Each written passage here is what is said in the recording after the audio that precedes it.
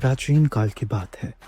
देवताओं और असुरों के बीच एक महायुद्ध छिड़ा, जिसमें देवताओं का नेतृत्व कर रहे थे इंद्र और असुरों का नायक था महाबली महिषासुर। लंबे समय तक यह संग्राम चलता रहा।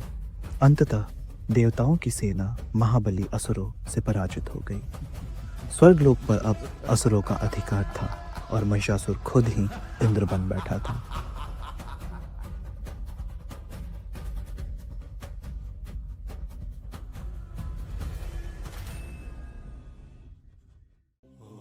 हार से दुखी देवता ब्रह्मलोक पहुंचे।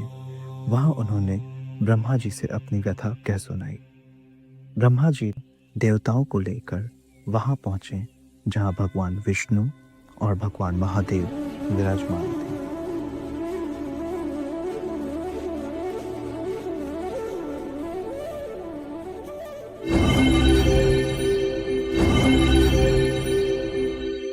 ब्रह्मा जी ने देवताओं का दुख सुनाया। महिषासुर सूर्य, इंद्र, अग्नि, वायु, चंद्रमा, यम, वरुण तथा अन्य देवताओं के भी अधिकार छीनकर स्वयं ही सबका अधिष्ठाता बन बैठा है।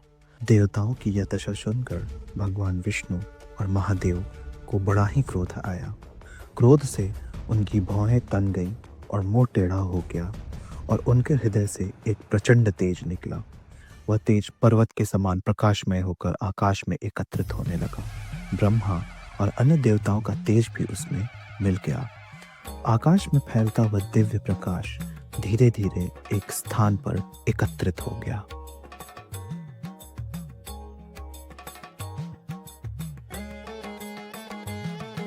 उस तेज से स्वयं भगवती का प्राकट्य हुआ। उनका स्वरूप अद्भुत था। आठों दिशाएं उनके प्रकाश से जगमगा उठी। तब देवताओं ने उन्हें अस्त्र, शस्त्र और आभूषण अर्पित किए। पिनाकधारी भगवान शंकर ने अपने शूल से एक शूल निकालकर देवी को प्रदान किया। फिर भगवान विष्णु ने भी अपने चक्र से चक्र उत्पन्न कर भगवती को अर्पण किया। वरुण ने भी शंख भेंट किया। अग्नि ने उन्हें शक्ति दी। वायु ने धनुष तथा बाण से भरे हुए तरकस प्रदान किए। सहस्त्र नेत्रों वाले देवराज इंद्र ने अपने वज्र से वज्र उत्पन्न करके दिया और एक घंटा भी प्रदान किया। यमराज ने कालदंड से दंड, वरुण ने पाश, प्रजापति ने स्फटिक की माला तथा ब्रह्मा जी ने कमंडल भेंट किया। सूर्य ने देवी के समस्त रोमकूपों में अपनी किरणों का तेज भर दिया। काल ने उन्हें चमकती हुई ढाल और तलवार दी। विश्वकर्मा ने उन्हें अत्यंत निर्मल फरसा भेंट किया। जलधि ने उन्हें सुंदर कमल का फूल भेंट किया। हिमालय ने सवारी के लिए सिंह तथा भांति भांति के रत्न समर्पित किए। धनाध्यक्ष कुबेर ने मधु से भरा पान पात्र तथा गदा प्रदान किया। इसी प्रकार अन्य देवताओं ने भी आभूषण और अस्त्र शस्त्र देकर देवी का सम्मान किया।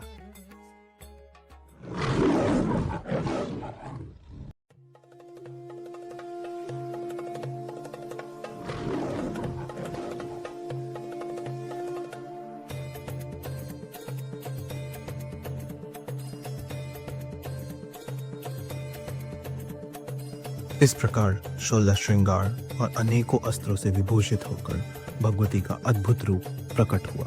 सिंह पर आरूढ़, तेज से दीप्तिमान।